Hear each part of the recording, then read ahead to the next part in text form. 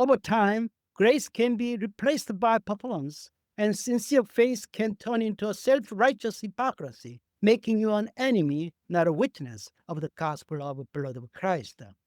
Even though true believers are no longer under the condemnation of the covenant works, its original demand for perfect obedience helps us understand just how incredible Christ's obedience truly was. It shows us how much he did for us by meeting the standard we never could. It shows us why we must rest in him alone, not just for forgiveness, but for the righteousness we need to stand before a holy God. Before we really wrap up today, here's one gotcha when it comes to the covenant of works being replaced by the covenant of grace.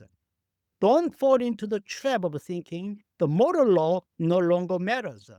Just because we are no longer saved by the covenant works doesn't mean we are free to ignore God's moral standards. The covenant of grace saves us from the condemnation of the law, not from the call to the holiness. It is important to understand that the moral law summarized in the Ten Commandments is still God's universal standard, and it continues to guide the Christian life. There are some believers, often called antinomians, who foolishly believe that because they are now under the covenant of works for salvation, they have no obligation to follow the moral law at all.